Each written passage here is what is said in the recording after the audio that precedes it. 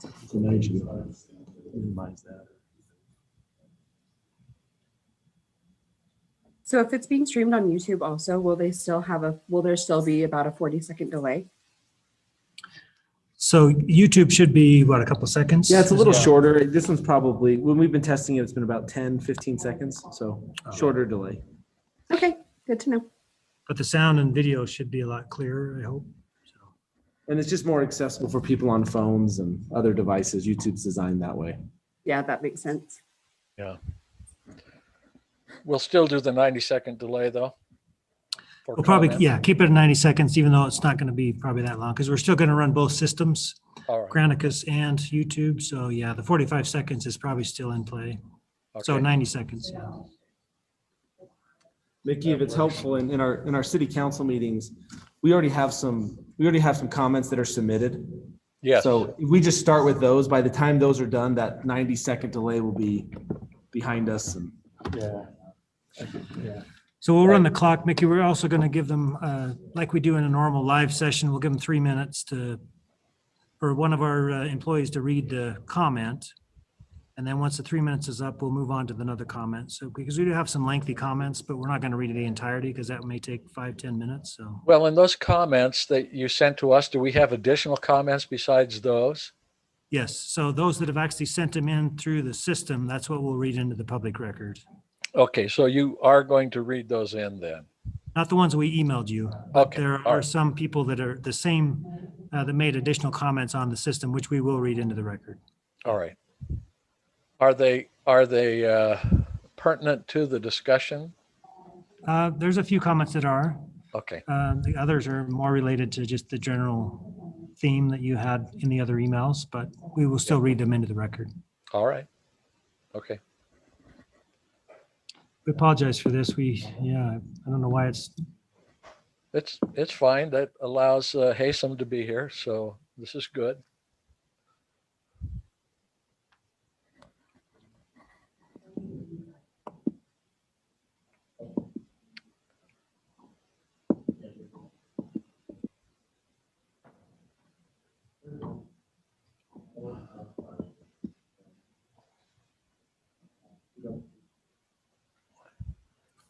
Well, luckily, Haysom, you're not late, by the way.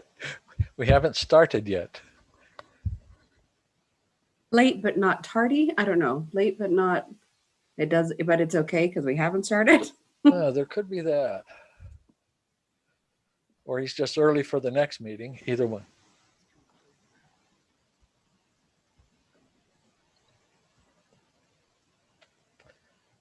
I assume it's our presenter who's having some problems with audio. well, Cheryl, she causes all kinds of trouble. The same thing this morning. It was all working great until we plugged in, then it just kind of, Uh, probably has nothing to do with our archaic sound system.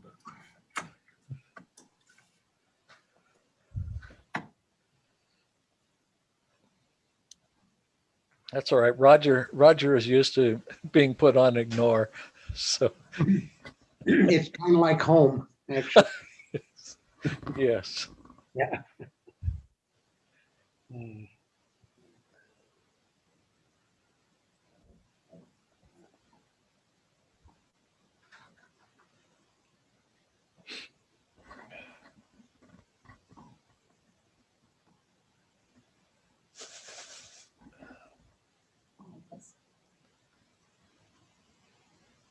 Was that on your desktop?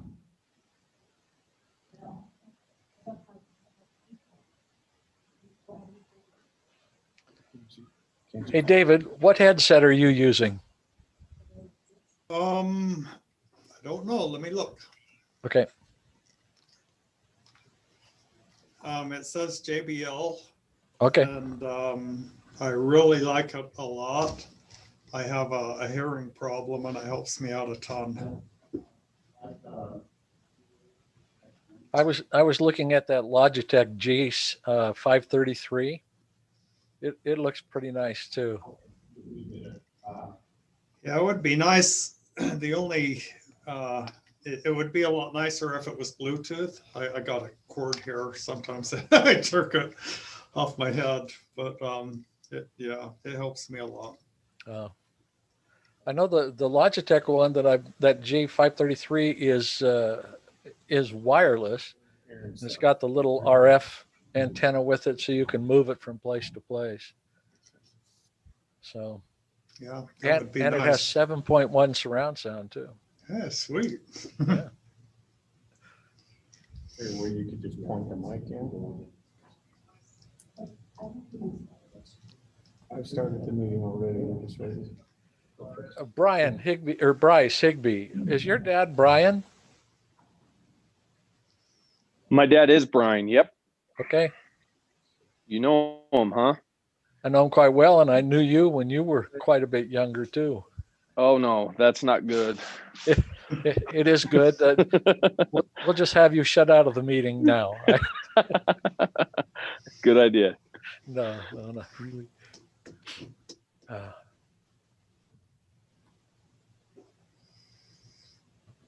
Looks like Cheryl is in. Oh, she is. You need to share your screen when you're ready there, Cheryl. Yeah, and I'll go ahead and do the roll call. Are we ready to do that then, Jason? Almost. Okay, I'll wait. Yeah, you can probably do your thing. Yeah, go ahead and do your stuff. Okay, well, as you know, because this is electronic, we need to do a roll call, so everybody knows who is here, even though your names come up in our video feed.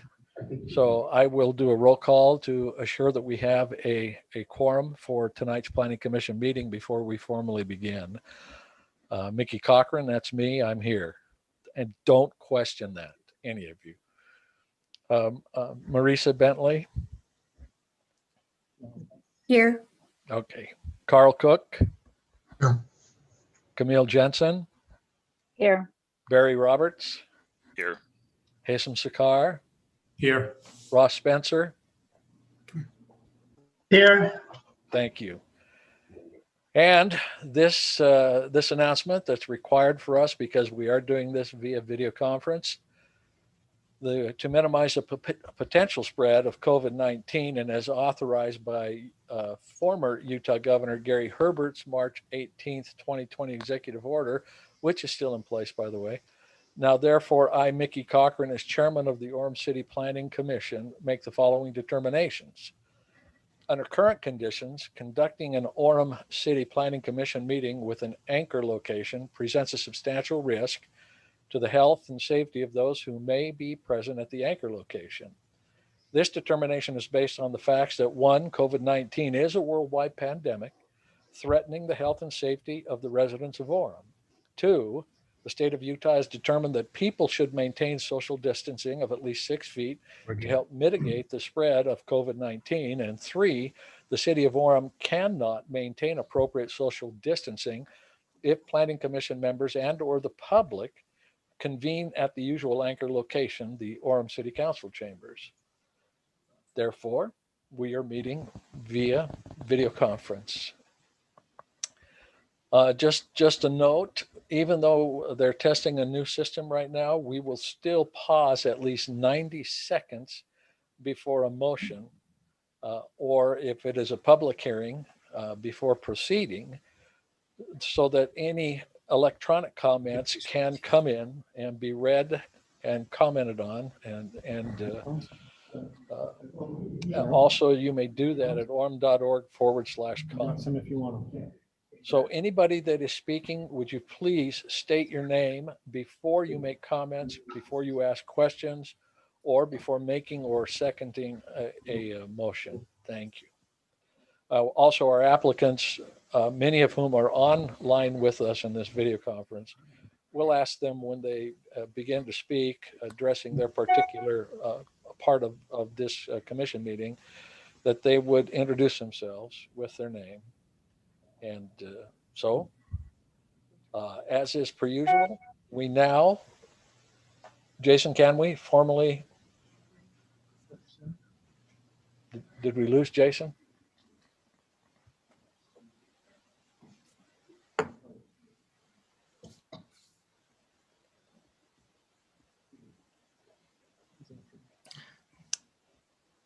Cheryl, can we formally begin this meeting?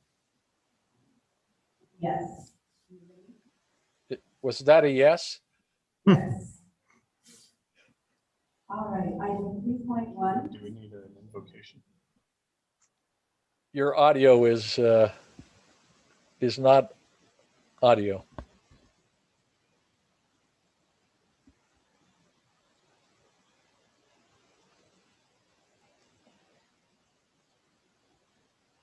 Are you ready to start the presentation, Mickey? I'm ready to begin with the invocation. Yeah, go ahead. You're welcome to do that. Okay. If we will, let's see. Carl, would you mind? I know you wouldn't, but please. That's great. Thanks. Our Father in heaven, we come before thee this afternoon in this Planning Commission meeting for the city of Orem. We are grateful to meet together here, and we love our city and desire the best for our city and its residents. We're grateful for those who serve so faithfully, for staff and employees and others that have worked hard to prepare for this meeting. We pray that thou will bless us, that we may consider well those issues that are before us, and that we'll be able to have a civil discussion and discourse as we work through these issues together. And we pray for these things in the name of Jesus Christ. Amen. Amen. Thank you, Carl. Well, I'm looking forward. Let's begin with item 3.1.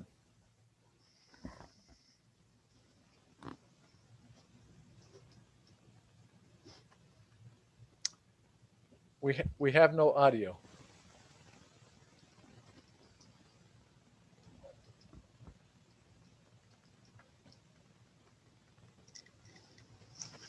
Who's on mute? Okay, now try.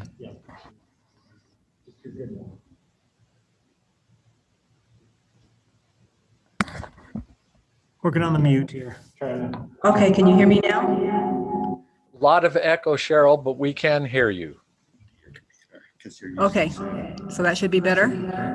Well, there must still be another device close by that's causing the feedback. Okay. I think we got it.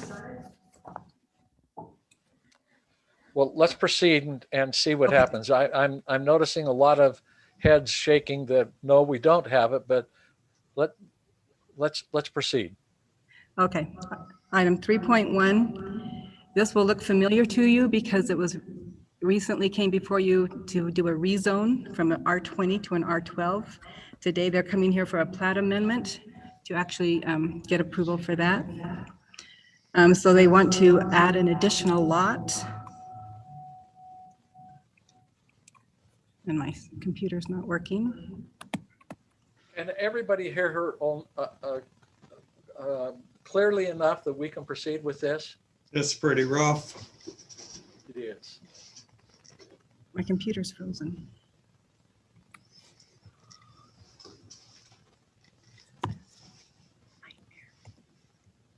We lost her.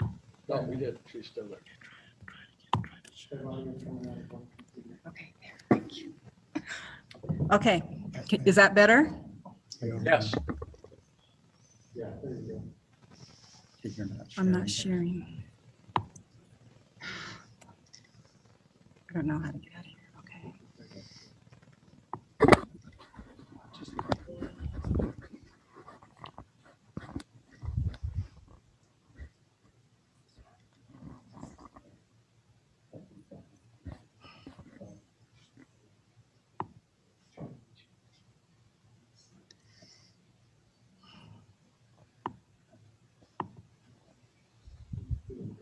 Okay, can you hear me now? Yes.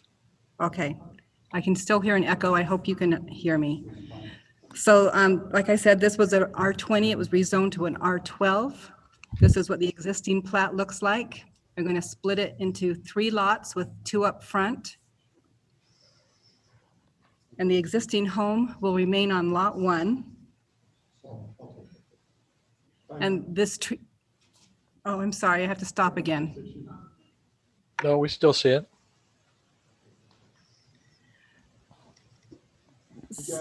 So the tree-lined lane will remain, but the access to these two lots will not be from this little lane. They will be from Carterville Road. They just have the mature trees. They don't want to cut them down, and it will just maintain the quaint little feel of more rural area with the trees. So staff recommends that the Planning Commission vacate Meadowlark Lane Plat A and approve Meadowlark Lane Plat B on Carterville Road in the R12 zone. Do you have any questions for me on this one? Commission, do you have any questions? It looks like we're okay there. Now, I know the applicant and Roger is representing the applicant, and Gene Robinson is also on. Do either of you have any clarifications or comments that you would like to make? Carol did a great job. She always does. Thanks, Gene. Roger, are you okay? I mean, pretty straightforward. Then this is a public hearing. So let's begin the 90-second countdown for any comments. And we would ask, have any comments come in regarding this item 3.1 from the public previous to our meeting this afternoon.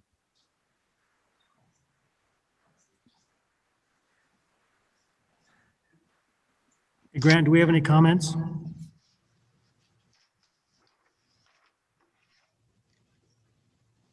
No comments regarding this item. Then we probably have about 60 seconds left on our 90. Yes.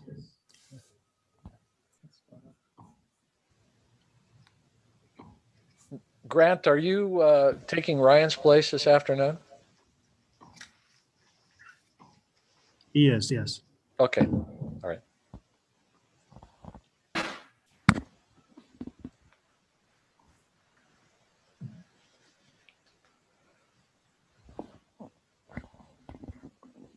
Thirty more seconds.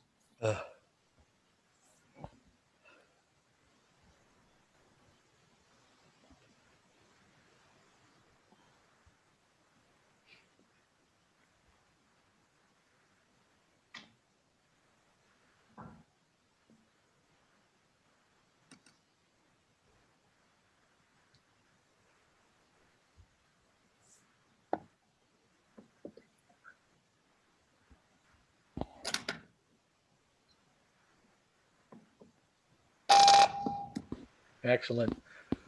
Any comments, Grant? Nope. All right. Being that there are no comments from the public received previously or during our current deliberations, we'll close the public hearing portion of this, turn it back to the commission for a motion. Okay. Nikki, this is Camille. I can do a motion. Thank you. I move that the Planning Commission vacate Meadowlark Lane, Plat A, and approve Meadowlark Lane, Plat B, located generally at 925 South Carterville Road in the R12 zone. Do we have a second? This is Marisa Bentley. I'll second. Thank you, Marisa. Then let's do the roll call. Marisa? Aye. Okay. Carl? Aye. Camille? Aye. Barry? Aye. Haysom? Aye. Russ? Aye. And Mickey? Aye. We have unanimous. Let's move to item 3.2, please. And this is also a public hearing. So any of the public that are online listening to this in any way, if they have a comment that they would like to make on this particular item, you may do so now at orem.org/comments. Thank you. Cheryl. All right, item 3.2.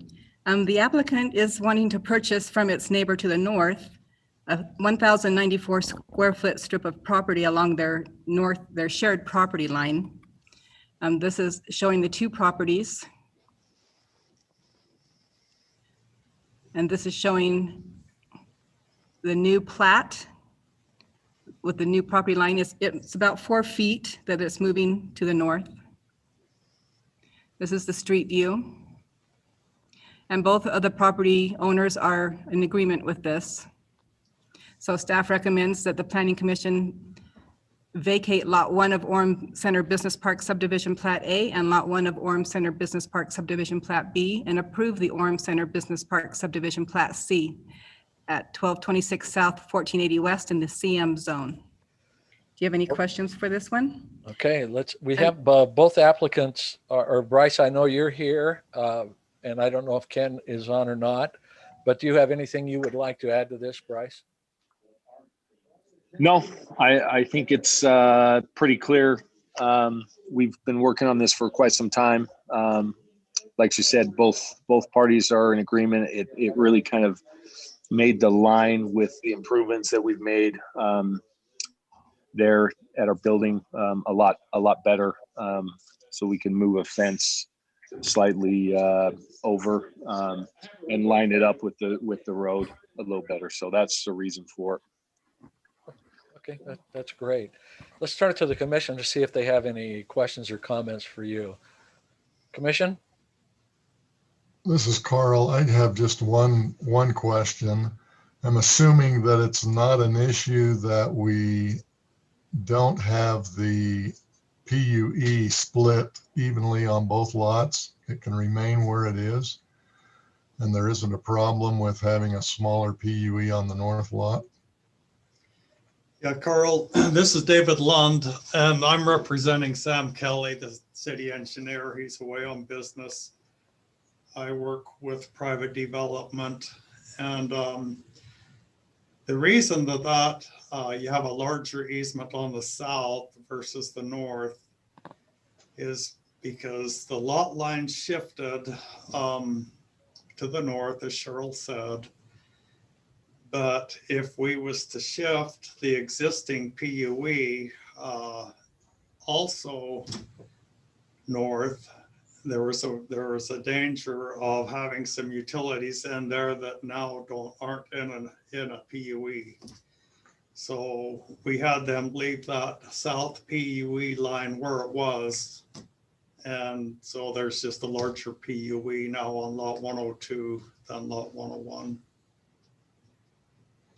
Yeah, I understand that. There's not a problem with ordinance or anything that requires a full PUE on the north side of the line, though. So this is Steve. Yeah, the ordinance does require typically, that you have PUE on, on both sides of a certain number, but the city engineer is allowed to waive or modify those requirements if there's an appropriate reason to do that. Okay, thanks.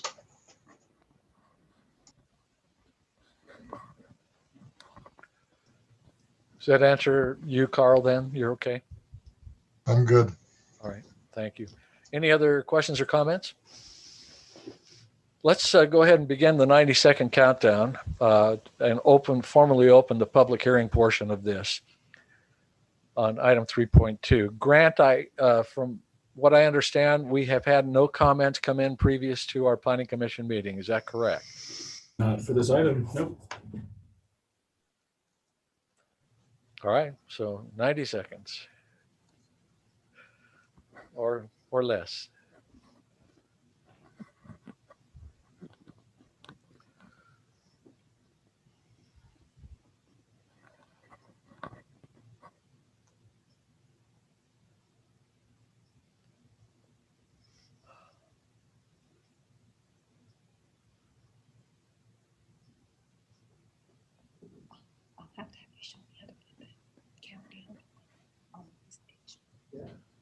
That was cool.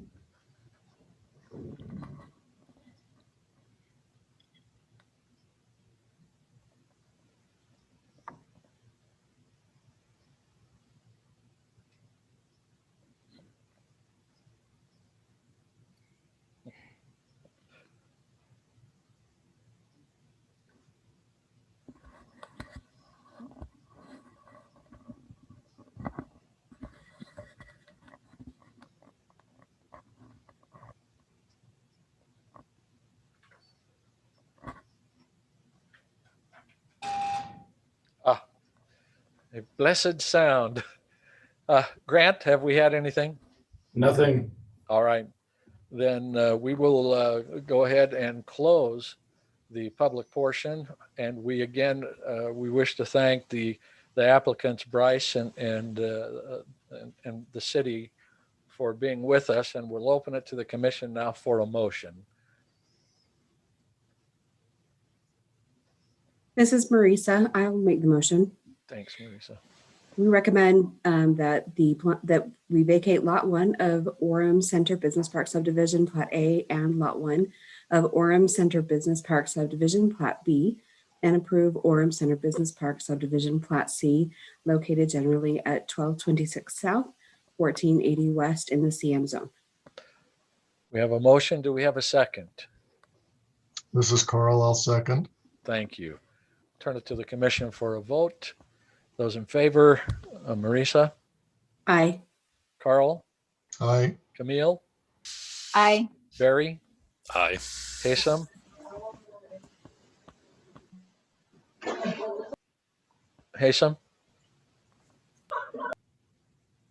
Ross, Aye. Mickey, aye. So the motion passes.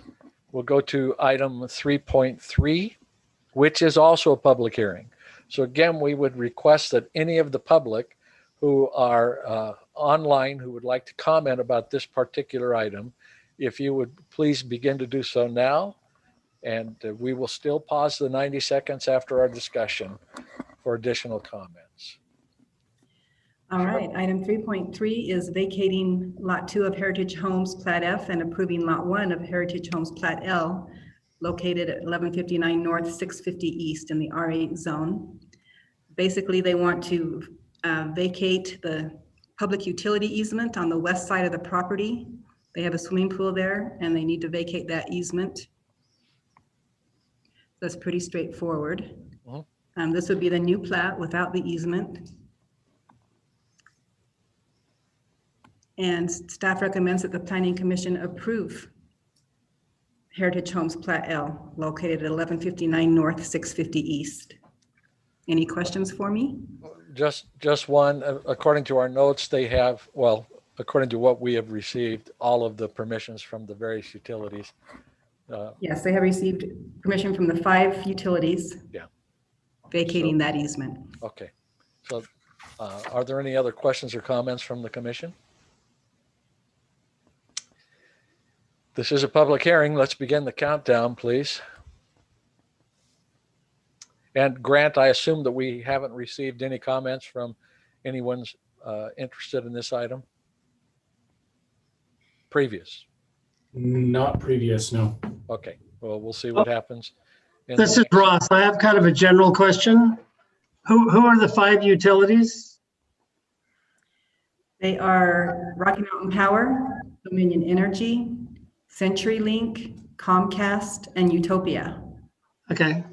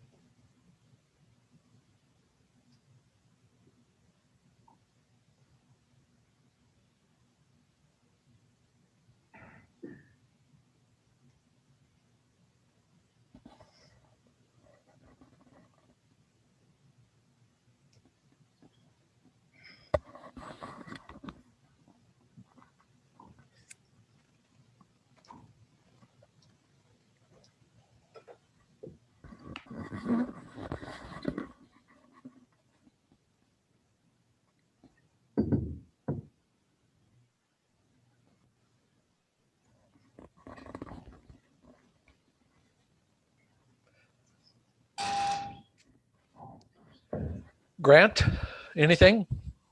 Nothing. Then we will close the public hearing portion of item 3.3 and return it to the commission for a motion, please. This is Ross. I'll make a motion.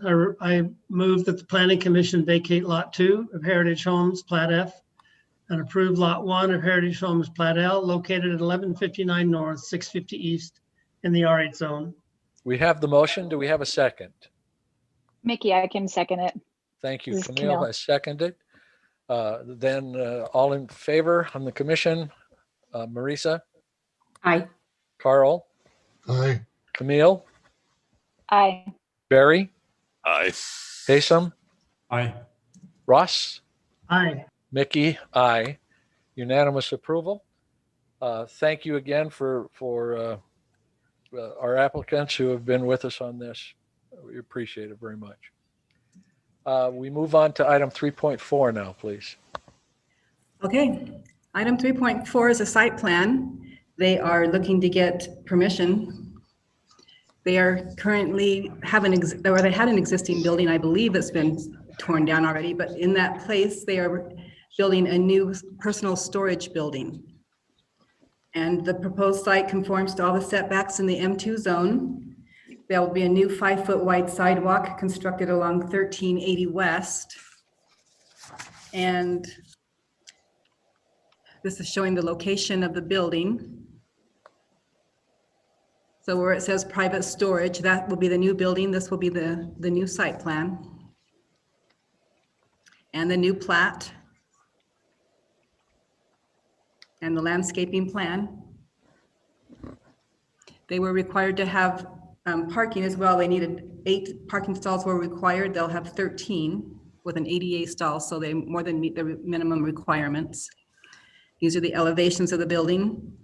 It will be for personal storage for the business. This will not be outside storage for anyone else.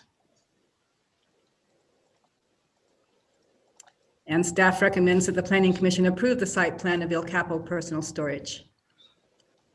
Did you have any questions?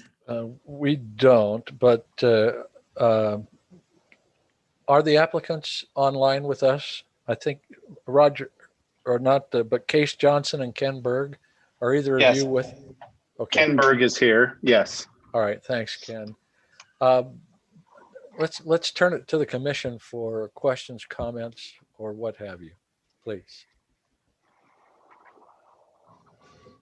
It sounds like the commission has no questions, comments, or what have you at all. So do you have anything you would like to add, Ken? No, I think this is just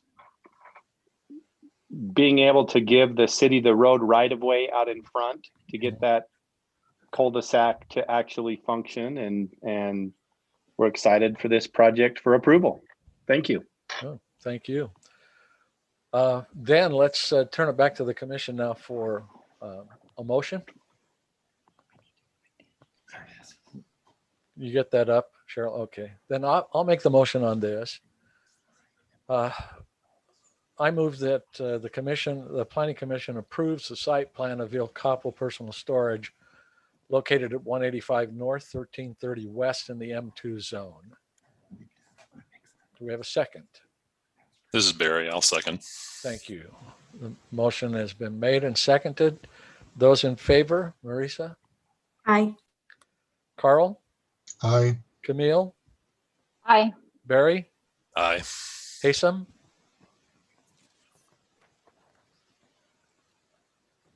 Okay, Ross? Aye. Mickey? Aye. Motion passes and carries, and we look forward to seeing this change made. Ken, thank you. Okay, thank you. Okay. Item 3.5. Okay, item 3.5 will also look familiar to you. It's another site plan, Via de Oeste, located at 1140 West, 950 North in the PD 22 zone. It's over near Winco. It recently came through Planning Commission to change the use from mixed use to residential only. So now they're coming back to get approval of their site plan. There will be 5 buildings and there will be 100 condominiums. And this complies with the minimum setback distances.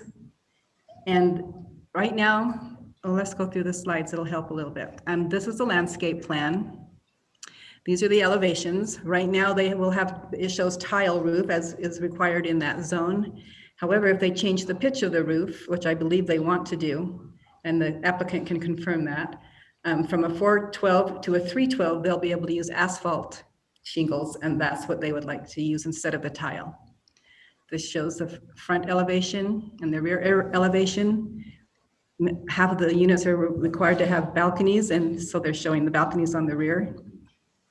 This is what it looks like now. And staff recommends that the Planning Commission approve the site plan of Via DLS Day. Do you have any questions for me? Does the commission questions or comments on this?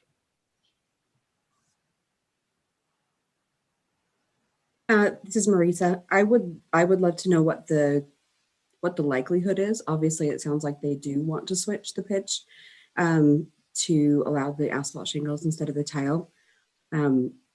What is the benefit maybe of switching that? Bruce, you're on. Roger, you're on too. Would you like to address that particular question about the benefits for switching from a 412 to a 312? Well, can you hear me? Yeah, Bruce, we can. Thank you. Okay. As you remember, this is affordable housing unit, FHA approved. 90% of these are young adults who move in. And if you would go back to the site plan, that one, back to this shows the site, and you can see the buildings next door. Yeah, the vacant lot. Show the vacant lot picture. Vacant lot. Oh, the street. There. No, I see it. Keep going. Is it the street view? There, whoa, right there. So my first project next door is 4.5 12 with asphalt shingles. Jason has made it clear that just because I did it there doesn't mean it was right. And as you notice, if you could get right up by the buildings, you don't even see the roof because of the height. Yes. So we would love to have a 4.5 12 pitch, but we'll start with the way that this is, and then we'll go back to the city council. I thought the planning commission could approve a change like this, but Jason says, no, it has to be through the city council. And the reason is when you're 4 stories, you really don't see the roof, and we'd love that top floor to have a nice cathedral ceiling in it, a pitched ceiling. So, and then we keep the price down. The price of tile versus asphalt is double. So we just want to have this be conformity between the two projects, and it'll feel to the public as if this is really one project. The question that I have, oh, go ahead, Marisa, did that answer that for you? Yep, that answered my question, and love the idea of the affordable housing, so that's great. Okay. This is all for sale condominiums, correct? These are for sale condominiums, either owner occupied or investor. An investor can only own 10% of the total project, one investor, but FHA requires us to have at least 50% owner occupied and 50% can be investor. However, just to let you know, investors are the mom and pa's that are buying one unit for their grandson or their grandchildren to live in. It's not, these investors are not like the big investors of Woodbury or anybody. They're just, so these are private ownership. Everything there is private ownership.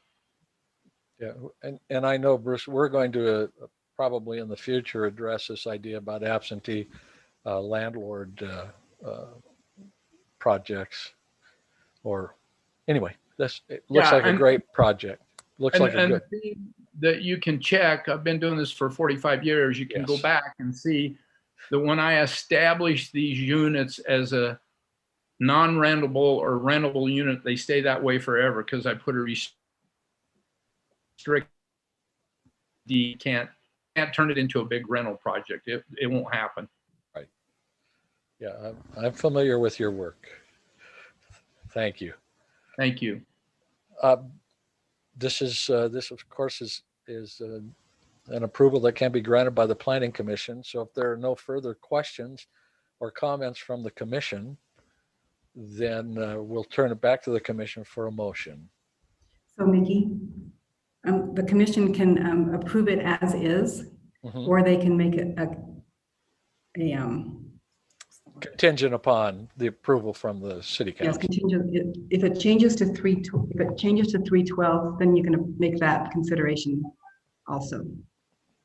Would anybody, and that's what you're going to go for, right, Bruce? You're going to go to the city council? I'm gonna go back, the 312 is what it's approved, is what the ordinance says, and I want to go to a 412.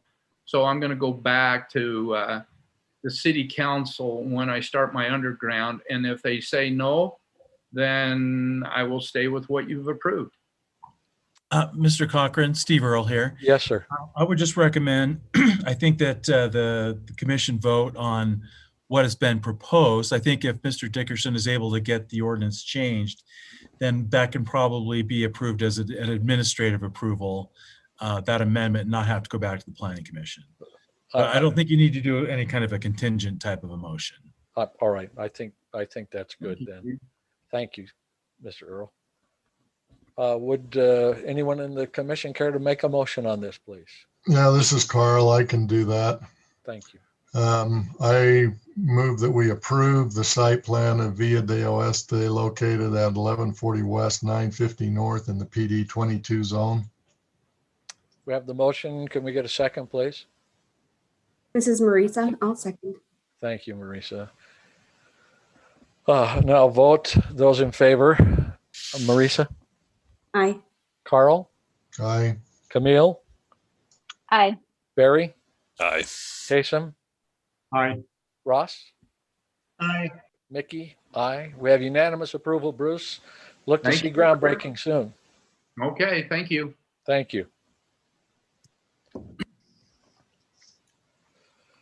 Our last item, it's item 3.6 is a public hearing also. So we would ask the public who are participating in this meeting, if they have any comments on this particular item, if they would make those comments beginning right now. We have had some comments come in that will be read into the record.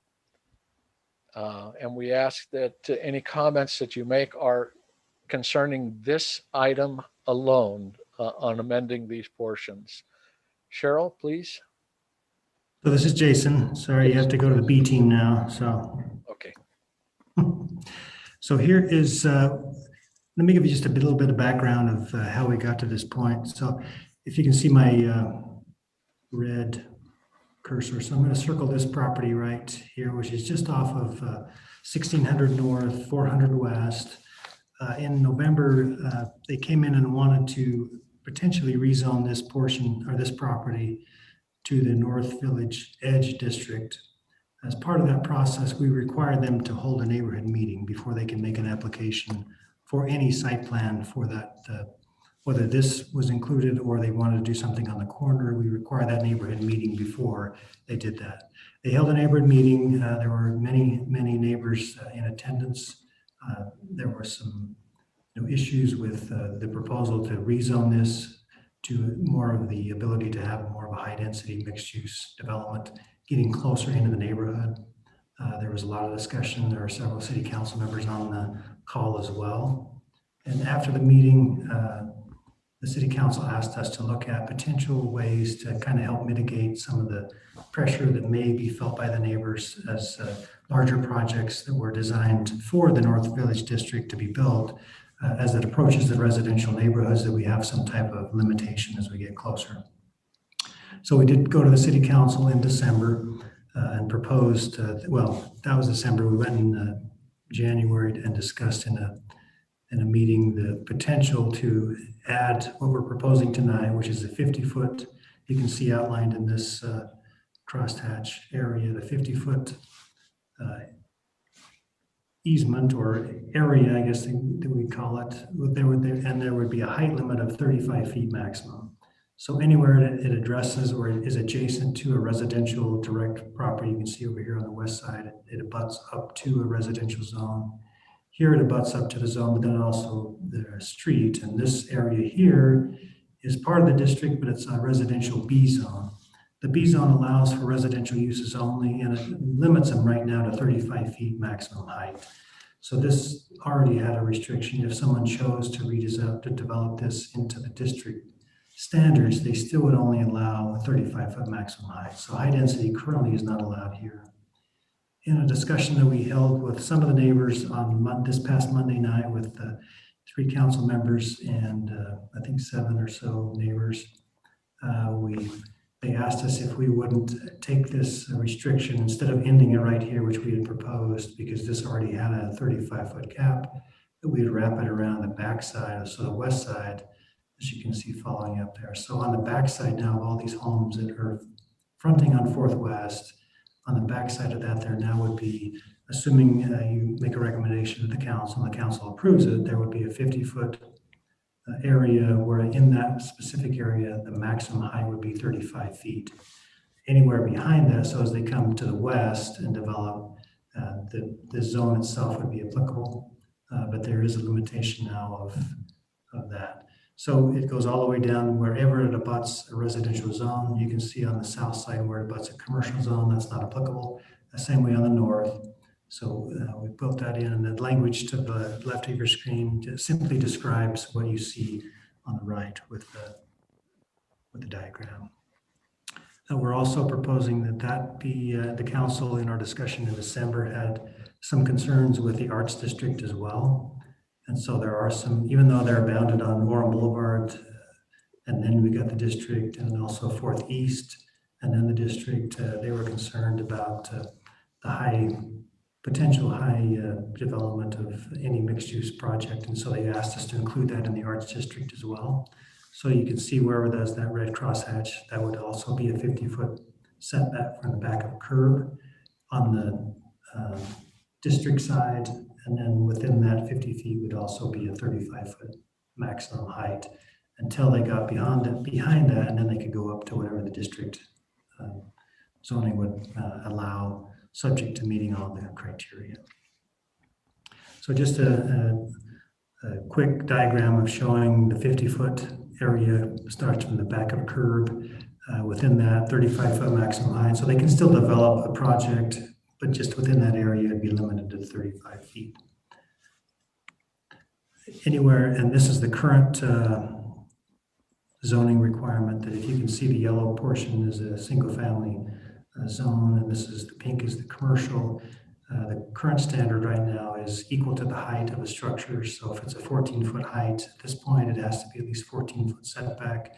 And as it goes down to 20 and then 42. So this distance has to equal this distance. And that is the current requirement. We're not proposing to change that. We're adding an additional requirement that within that 50 feet now, the maximum could be 35, but it still needs to meet the this setback requirement, which is equal to the height. So both of them would be applicable as the developer comes in to develop. Any questions that I can address concerning the proposal? Yeah, council or commission? I do, let me say, I do have another section we'll talk about, but I want to see if there's any questions here, and then we'll move on to the next ordinance as well. And this is for the North Village District and the Arts District, correct? Correct. This portion is concerning those 2 districts. So this is Carl. Can we go back to the one that shows the setbacks and the various heights? Yeah, right there. So based on this proposal, we have a 50-foot setback now that would be 35 feet high, which is the residential height. Correct. And then when you got to 50 feet, would you go, how high could they be at that 50-foot point then? Would it go, this whole thing doesn't just shift, they could go to a higher height, is that correct? It would be whatever that setback would be at that point. So if, within that 50-foot setback, it could be 35 feet, but at the 50-foot mark, they could go up to 50 feet if it's next to this residential, and then step back from there, 50, 60, but it would have to equal the setback distance. So for example, let's say this is 50 feet. So, and this was, let's say this was the 50-foot, limit, and there's a 35 limit cap. So this area would all have to be 35 feet. As long as this was at the 50-foot mark, they could go up to 50 feet at this point and then go with their development, higher and meeting the requirement. So yeah, both restrictions would apply. In this example, this would not this would not work because they would have to be at least 50 feet and a maximum height of 35 feet. So there's multiple standards that are playing in, but both of them would be applicable. Okay, all right. And I noticed in some of the comments that you sent back that they were asking for a maximum height. And that's not something that's on the table now, but I suppose could be considered in the future. Is that? That's always a reason why we don't have a maximum height? Yeah, we're not considering that at this point. We felt that at the time we developed the ordinance that the cost of development, the cost of parking, in order to park a project, the distance that would be required from, because these districts are not necessarily really wide. It depends. I mean, city center does have a wider area, but this one is fairly narrow, and so there's a lot of limiting factors. But yeah, you're right. There is no current height. But our intention was that other factors would most likely limit the overall height of projects that are coming in. Right. Okay. Thank you. We have any other comments or from the commission or questions from the commission for Jason?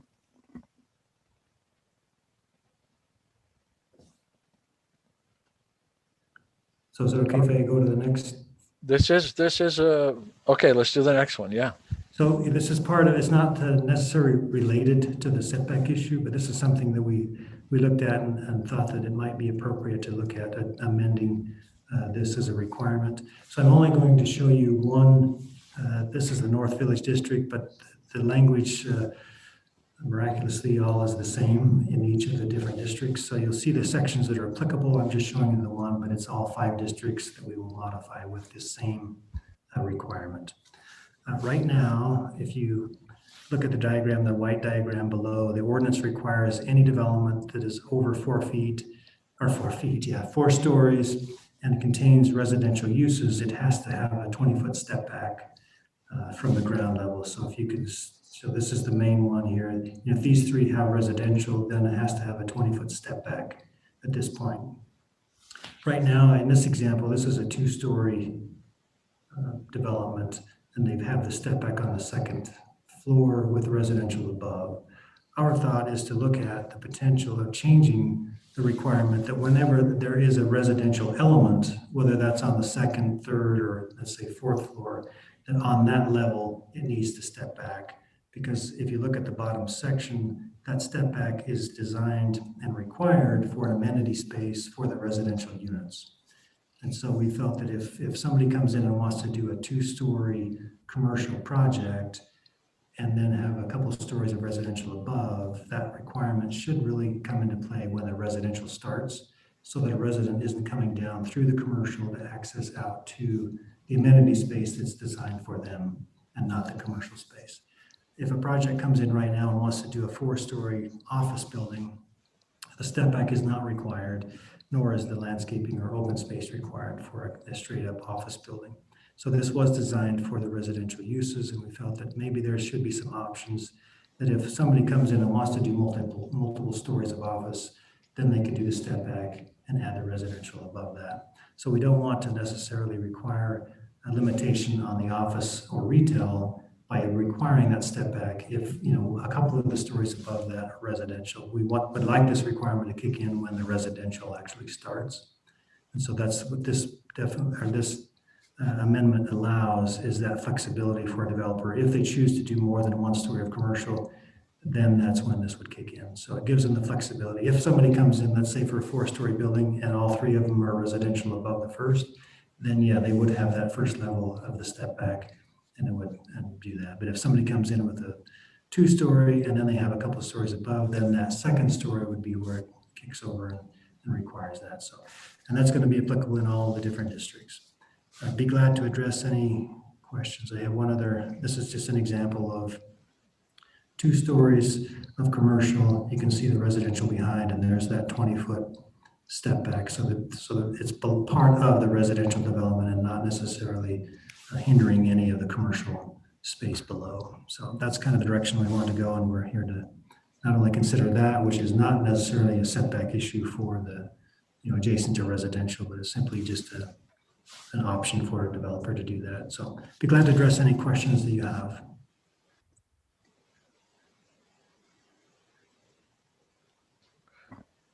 And I noticed that the changes are just, Jason, the changes for all of the districts are the same. Yes, that would be correct. All right. Well, they look the same as I read through them. Do we have any other questions or comments from the Planning Commission?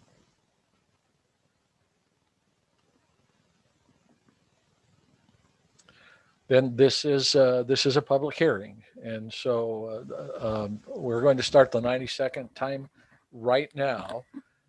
And we're going to address some of the emails that have come in previously. I don't know who's reading those, but if you will, we will have a 3-minute limitation on each of those. So when the 3 minutes are up, you would stop the reading of that particular email and go to the next email, please. Thank you. And these will all be in the record, by the way. All of those that have been received previous to the Planning Commission meeting this evening will all be in the record of the Planning Commission meeting. And then we will address the current, anything that comes in during this 90-second period. Grant will read those to us and we'll address those as received. Thank you.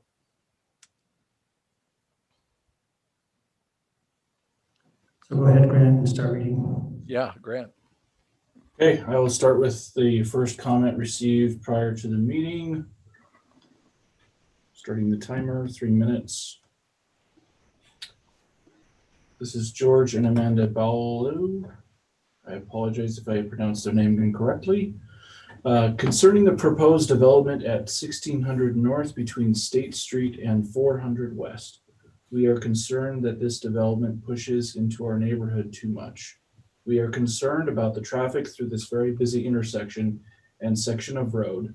There are already accidents at 1600 North and 400 West on a regular basis. 2 different times last year alone, homeowner fences were taken out by car crashes down 1600 North. Increasing that congestion with multifamily housing and commercial space would make it more dangerous for those who travel it often. We also do not want another road connecting State Street and 400 West, as has been suggested in plans. This would destroy our boundary between the busy State Street commercial zone and our residential zone, increasing traffic and risk of crime. We want to preserve the single-family home neighborhood style of this area. Please do not allow this high-density housing to be put in. Thank you.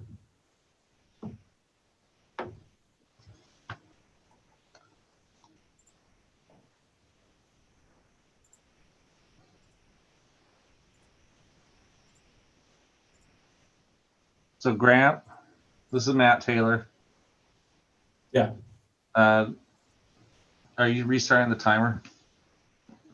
Yeah. Okay. Reset the timer.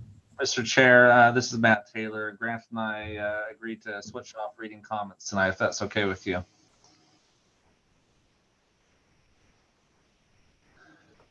All right. Are we ready for the next comment? Yes. All right. This is from Stephanie Mason. Comment.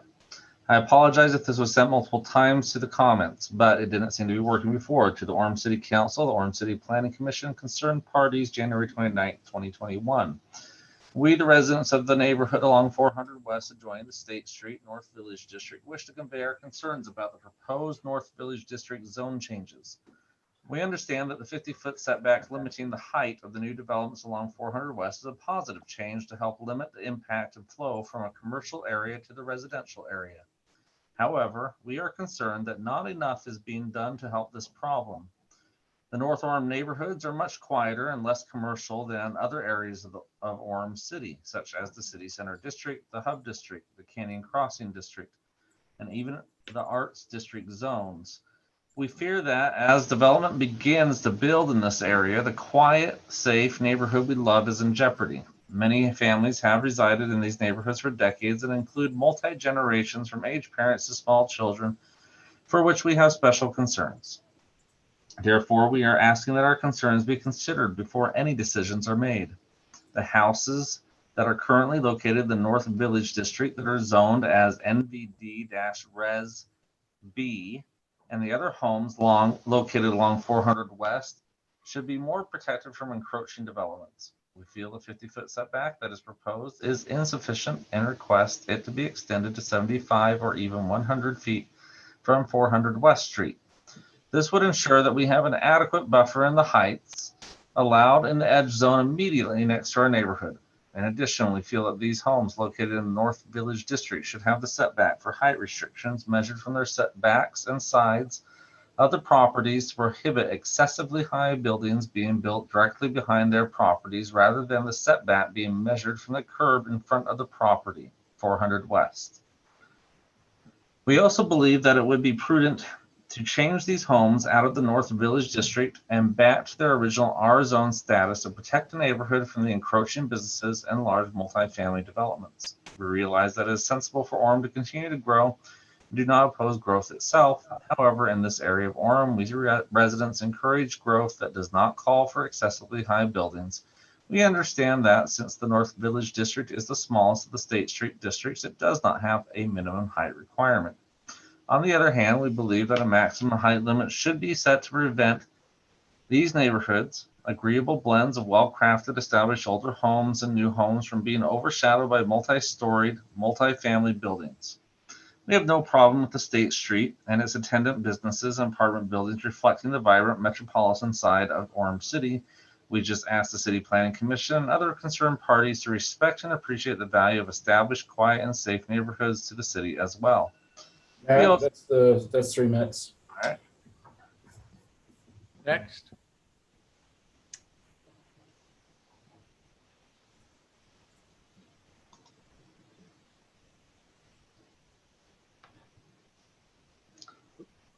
Who's reading the next email that came in? This next one's from Stephanie Mason as well. And I think I was instructed to not read that one since she had already submitted one. Is that correct, Jason? That's up to the chairman. We have taken 3 minutes of her time. I don't know if you want us to read that. It's a little Yeah, short. that would, I think that would be a push on the 3-minute limitation from a single party. Sure. I think, Mickey, as I read those, they're the same one. It's just submitted twice. That's what I thought too. In fact, it has the same intro, so thanks, Carl. So no need to read that again. Okay. Okay, Matt, I'll take the next one. Okay.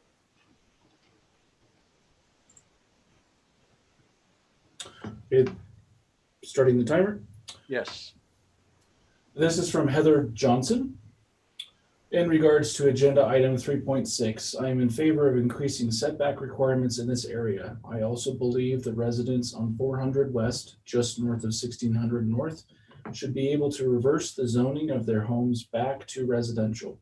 This is a neighborhood we are proud of and we want it to stay that way. The proposed apartments for the corner of 1600 North and 400 West are entirely too tall for the area and the surrounding homes. The lot is too small and the streets already too crowded to add more dwellings of this size. The corner property is much better suited for the one small business building, and the existing home should be kept as a home.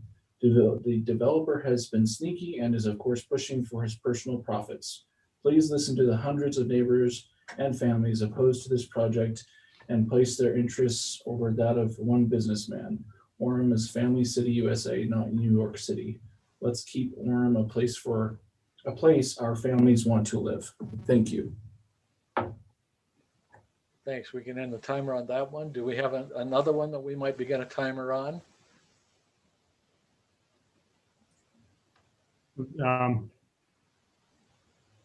Pretty short comment here. Probably don't need a timer. Okay, go for it. Public hearing item 3.6, from Kevin Johnson. Public hearing item 3.6. I support increasing setbacks to 50 feet or more to protect homes. Rezoning homes in 400 West and north of 1600 North back to R-8 residential occupancy homes, and conservative height restrictions of any building in this corner. I oppose the building of a street connecting State Street to 400 West because I am concerned about shifting State Street and business traffic onto residential streets. I have been an Orem resident for over 40 years. I love Orem and want to see it stay a great place for families. Thank you for supporting our neighborhood. Mickey, Yes, Hasten, go. Can I chip in here really quick on this project and this proposal? Sure. I used to live on that street on 1736 North, 400 West, the house right before the next corner. And I remember the time when this business was sold to that developer, and he was proposing high-density housing at the time. And I came into the city planning, the city council regarding that project, and he was going to open a street right from that property to 400 West. And I do understand in the city code that traffic is not a detriment to the project will get approved or not, because I went through the code, we were able to collect enough signatures and hired an attorney to come to that meeting. And it seems like he's trying to do the same thing the city council denied years ago when he first bought the project. It's not changing. So I'm 100% in favor of whatever the citizen trying to do, because that's what they're saying is true, having lived in that area. In fact, having had to move out of that street after the traffic light was put in because the accidents and the amount of traffic, and I was worried for my kids when it was a quiet street. And I know that's my choice to live in a street that turned to be a busy street. So I made the choice to move. But what he's doing is something that was denied by the city council before. Now he's trying to come back and do it again. I don't know what are the parameters or the ideas behind it, but whatever setbacks that those residents need, because that street has suffered enough from that area and from that developer. That's my personal experience with it. So you take whatever you want with that, but that's it. Thanks, Hasten. Because, I mean, it's part of the public hearing, Hasten, so, and you were within the 3-minute limit, so. Good. All right, so our 90 seconds has gone up, but Grant, have we, and Matt, did that cover all of those that we received previous to the meeting beginning that were No. applicable? We have 4 more. Okay. Plus 2 more. Okay. So this is from Ivan Shelton. It's a shorter comment, so I will not start the timer. Concerning agenda number 3.6, was wondering, so this is a question that perhaps could be answered after the hearing. Was wondering why there is meetings with council members and neighbors about this rezoning this area without an official neighborhood meeting called or a public hearing. Seems like neighborhood has it in for anyone who wants to develop in that area of 1600 North and 400 West. Okay, the next comment also doesn't need a timer. Okay. Lene Millet. Question regarding 22-24-5 subsection F4C3. Is 35 feet a required distance of the ground floor from the sidewalk, or can the building be closer than 35 feet to the sidewalk? Is there a minimum setback, a suggested setback? Also, would you give an example if the building has 4 stories of offices? How close would it be to the street? Perhaps we can answer that later as well. Okay. All right, that's a good question. Within the 50 feet, they can have a 35-foot high building. Is that correct, Jason? Yes, so I guess I'm not following totally the question. I don't know if He she's wanted to meaning know what the setback was from the back of the sidewalk to where they can build to the 35 feet. What's within the 50 foot? What is the? So, assuming we're talking about 400 West. Yes. A sidewalk, there would be a 50-foot setback with a 35-foot maximum height. So I guess it's the setback area. Within that 50 feet, they can build 35 feet, and the building can be within 0 to 10 feet of the sidewalk. Within 10 feet of the sidewalk. Okay.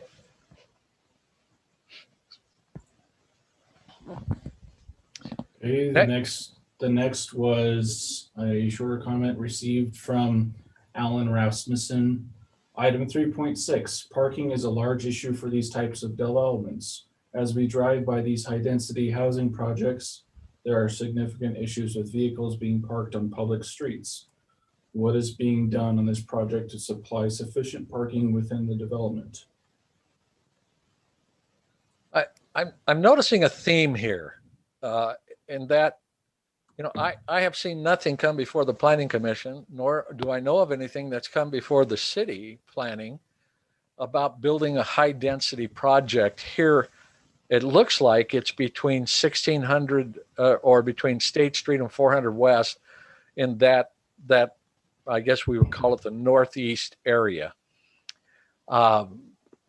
There may have been some talk in years past, when he first brought it. Haysom, you mentioned that. Some of these have mentioned about a high density. I can speak to that, Mickey, Sure, Marisa. because this actually is my neighborhood as well. Back in November, as was mentioned, there was a community meeting held by a developer who is hoping to, where the old 7-Eleven is, that whole area right there, that they are trying to put in a high density, that their hope is to put in a high density apartment complex. So I know that a large portion of the concern is that somehow these two are invariably linked. But I think it's good to know that that is not the issue that's on the table right now, but it has been brought forward to the community, to the neighborhood, and that's why the neighborhood is concerned. Sure. Okay.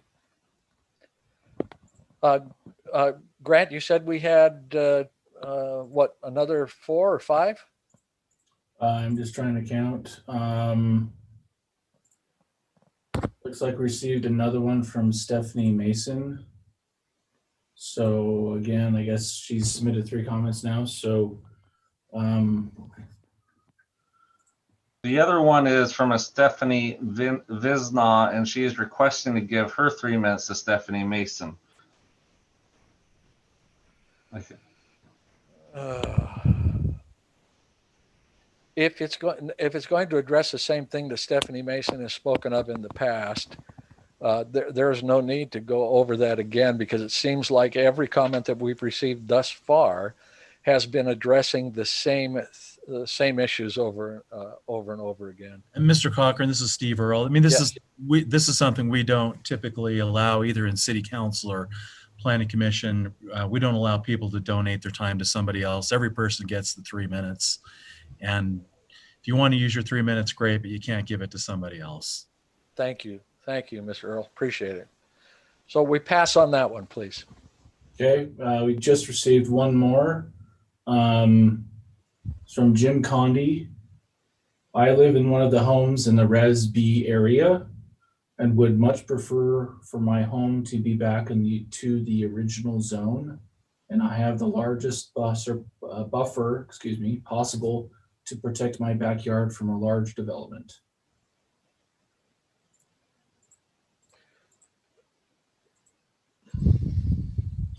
Mr. Chairman, that is all of the comments that we've received prior to and now during the public hearing portion. Thank you.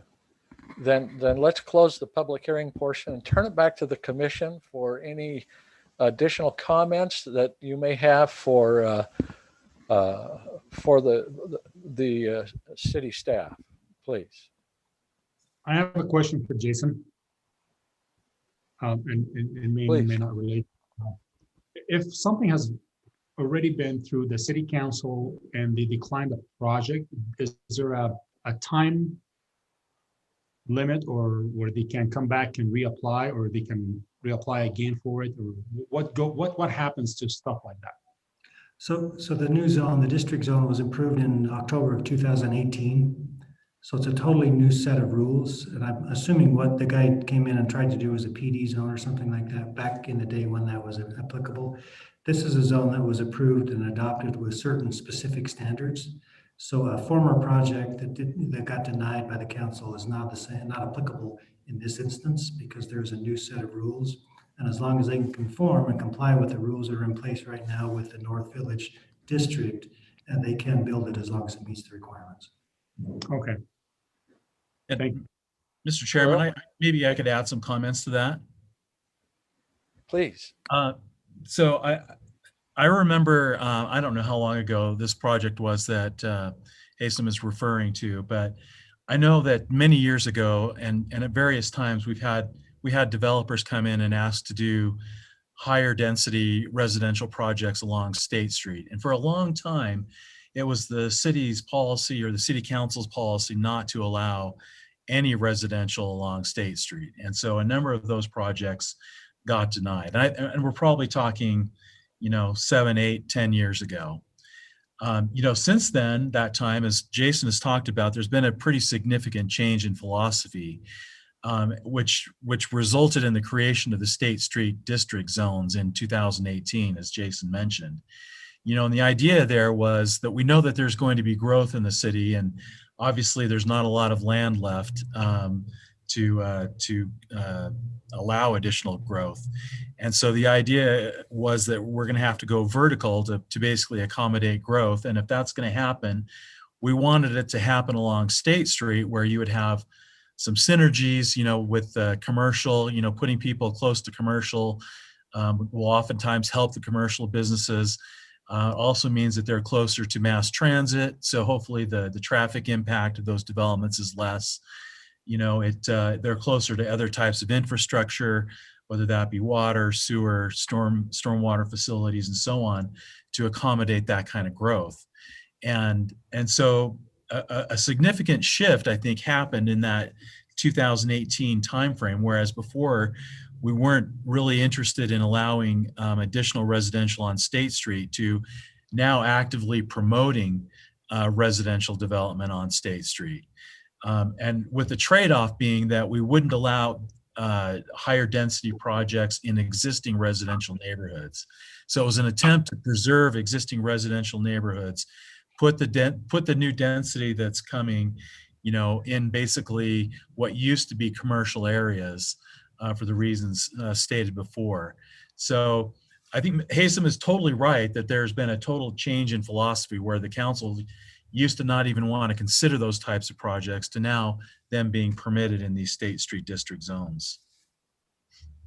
Well, when that happened, 18 years ago, the council was actually, the city planning was considering that property, the high density, to be built, and it just came down to the residents and the city council, to make the ultimate decision of saying no to it. So that project was ran by the planning commission.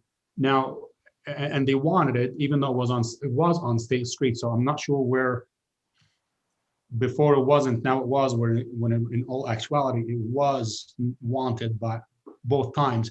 But in the same time, we know, like, as far as, do we have any current existing data on high density and how people that are close to public transport are not parking their cars all over the place still? Because it's, we keep saying that we put those places next to public transportation and that would help eliminate some of the traffic concerns.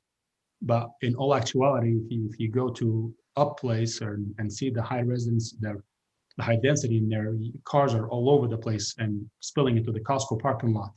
So I don't see them using public transportation as we want them to.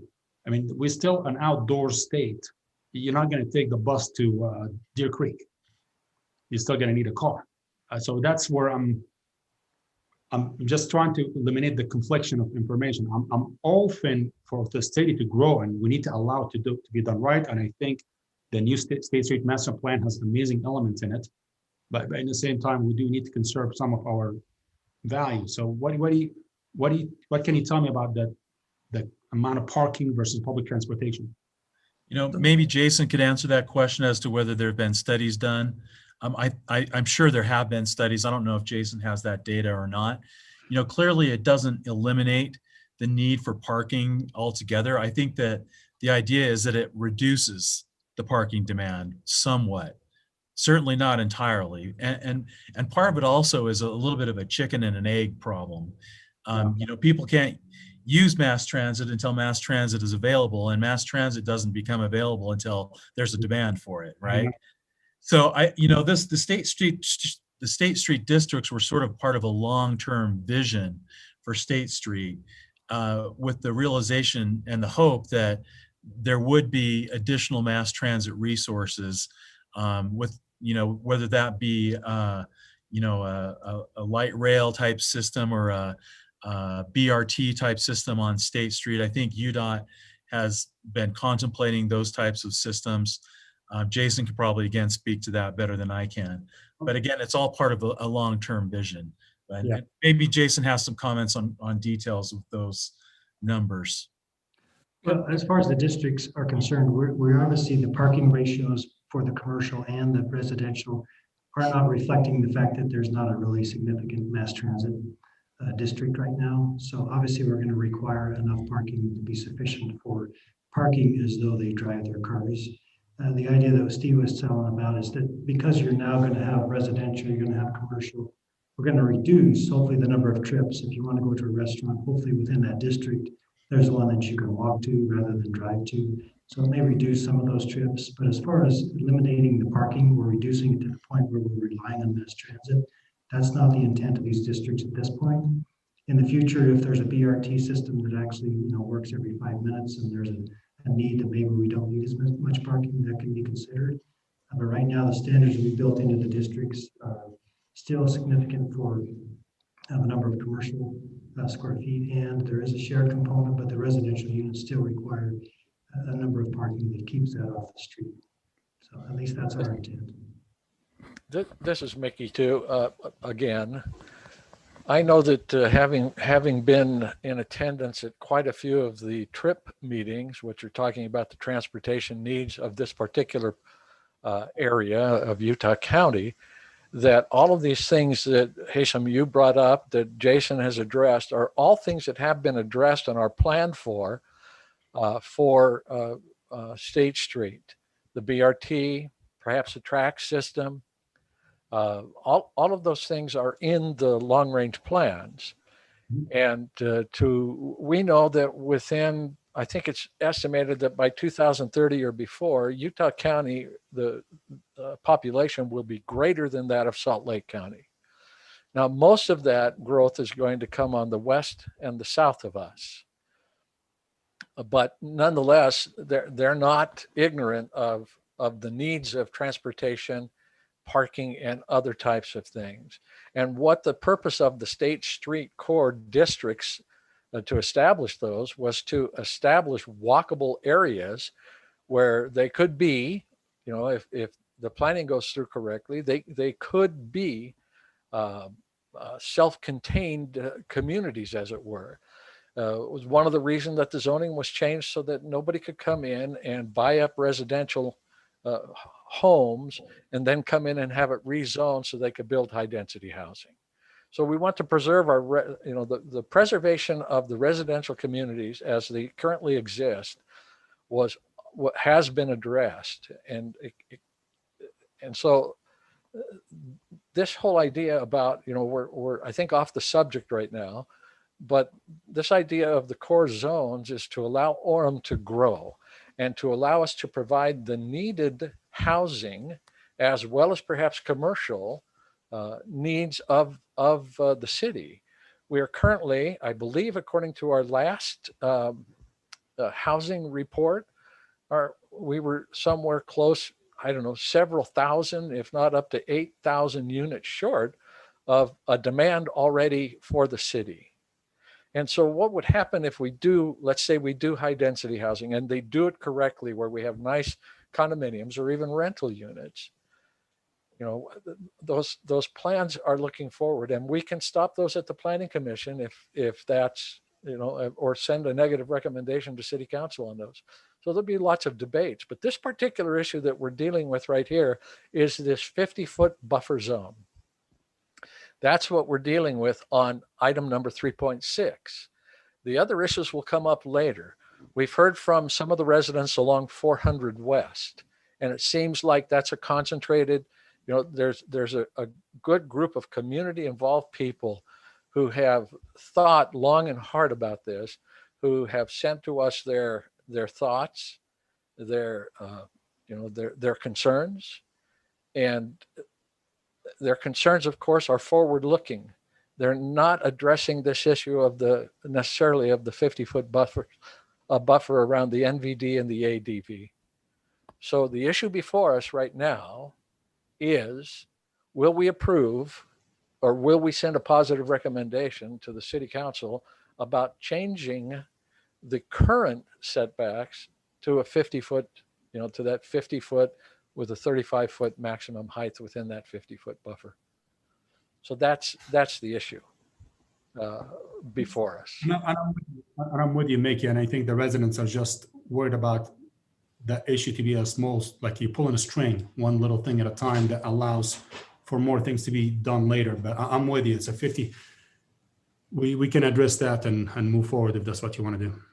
Mr. Cochran, also just wanted to add, you're right that what's before you tonight is relatively narrow in scope, but I think we are interested as staff in hearing, everyone's ideas on what can be done to best protect neighbors or provide buffers. So if there are ideas, we certainly want to hear those. We don't want to, put a damper on anybody's expressing their ideas on what could or should be done.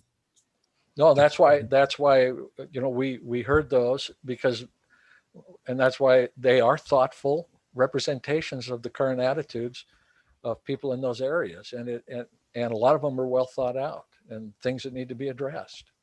This is Ross. I just have a question about that crosshatched red area in the North Village District map we're looking at.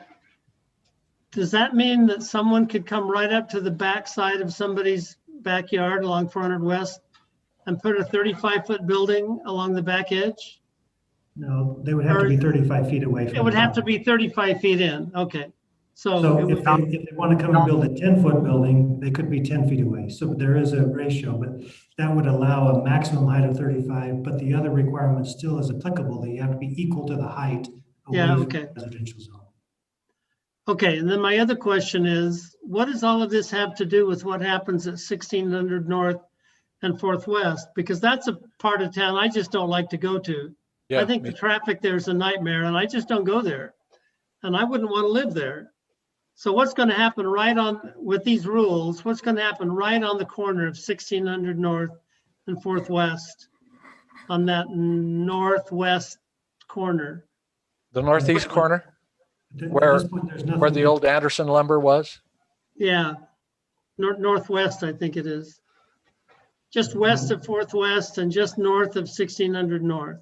Oh, I was looking at the corner of State Street and 1600 North. Yeah, no, over there on 4th West where the mess is. Does this do anything to help that? So something could still go there as long as they meet the requirements. It will require them to be 35-foot maximum within that 50 feet. The ordinance is already in place. As long as they can comply with the ordinance that are in place, they can build something on that corner. This does not restrict them other than it limits them to 35 feet. Yeah, okay. And that is Carl, I have a question, Mickey. Yeah, go ahead, please, Carl. I like, just a comment, I like the way the buffer has changed around the backs of the property. Over on the northwest quadrant, I'm curious, south of 1600, I understand why we stopped the 50-foot buffer because we're coming up against the C2 zone.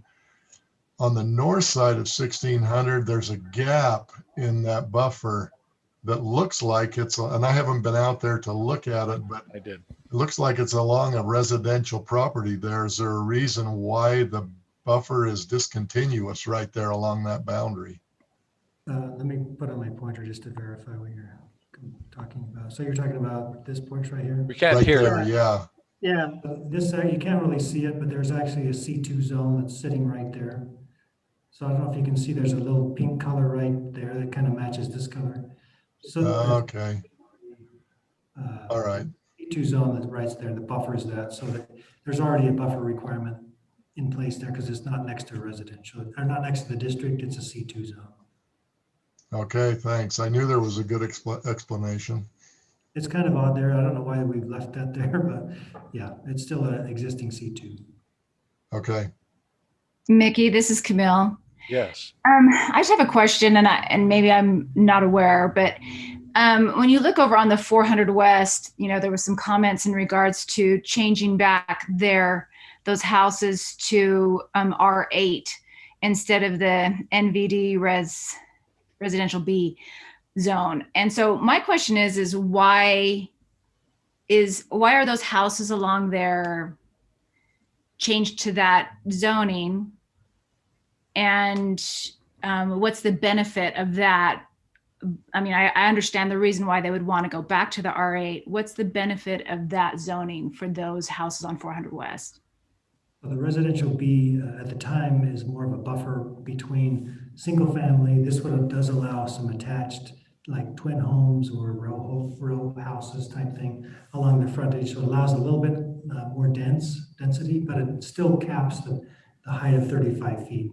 So the idea was to get a single family on the east side, a little bit, more dense as far as at least a few more homes along that.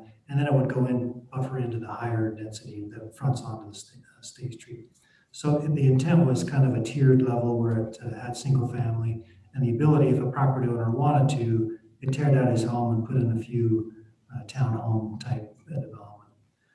So that was the intent of that, or the purpose of that. Based on our conversation on Monday with several other property owners, and they actually did come in and make an application to rezone the rest of those properties back to R8. And so that will be going through the process over the next month and a half, and probably come back to the Planning Commission sometime in March, and then on to the City Council to rezone those back to R6. I mean, obviously, if it's an R residential B zone, it does allow a little higher value, but they would prefer to go back to R8, and that's the city supporting it. Got it. Okay, thank you. Makes sense. Thank you. Are there any additional comments from the commission? This is Marisa. I wanted to echo what had been said. I know that the change to the buffer zone behind the houses took place after that community meeting, I think on Monday. Is that correct? And I do think it's a very positive change to help those neighbors who are planning to rezone back to the R8. So I think it's a great change.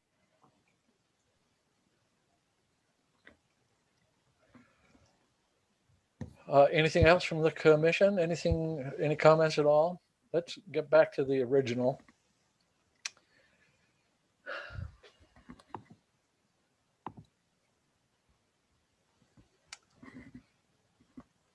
I'll step out on this and make the motion.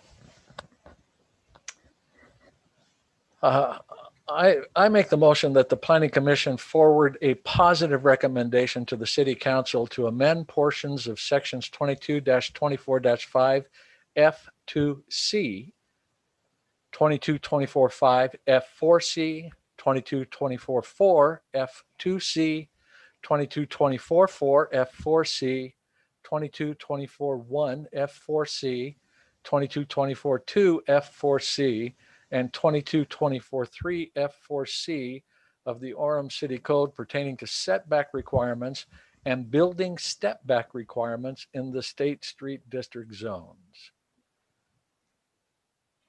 Is there This is Barry. I'll second. Thank you, Barry. Let's do a roll call. All in favor. Marisa? Aye. Carl? Aye. Camille? Aye. Barry? Aye. Haysom? Aye. Ross? Aye. Mickey? Aye. It's a unanimous passage addressing this one issue. Thank you. Thank you all for this. Alan or Grant, you're next up. Do you have anything that you would like to discuss with us, please, or anything at all? You can unmute yourself, Grant, if you'd like. We don't have anything for you. Sorry. Okay. Then let's move. Actually, Mickey, I did have one comment. Yes, please. After the public hearing, we did receive some comments consistent with a discussion with Steve Earle earlier today. As is noted on our public comments page, orem.org/comments. Any comments received after the public hearing for an item will be added to the record after the minutes. Correct, Steve?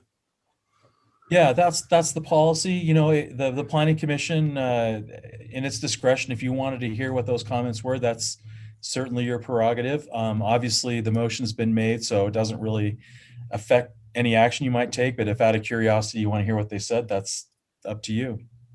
Or they'll be attached to the minutes as well. Yes.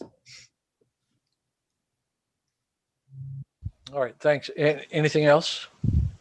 One more item. One of the comments, I didn't want to specifically read it because you're not asking me to, but it did address the live stream on YouTube. There is a chat feature where people can chat about the live stream. I think consistent with our discussion just barely with Mr. Earl, just so everybody is aware, the comments received that are entered into the YouTube stream are not considered a public comment as part of the public hearing because they're not submitted through the comment page. So I think I just wanted to make sure that is consistent because that was one of the comments that was received after the public hearing, was that someone said, hey, you should address the comments on the YouTube stream. So I believe that was important to be made aware. Thank you. I guess in future, we may be able to do so, but this is our first attempt this evening, correct? That's correct. We have a proper channel to do comments, and that's not the channel. Yeah, and the channel is orem.org/comments. And thank you. So we have the minutes. Having looked at that, I didn't find anything. The commission, did you see anything that should be changed on the minutes at all? Then may we have a motion to accept the minutes as written, please? This is Marisa. I'll make the motion to accept the minutes as written. Do we have a second, please? Carl, I'll second. Thanks, Carl. A vote on that, Marisa? Aye. Carl? Aye. Camille? Aye. Barry? Aye. Kasem? Aye. Ross? Aye. Mickey? Aye. Thank you for that. Now it comes to that time in our planning commission meetings where we'll seek a motion to adjourn. Ross?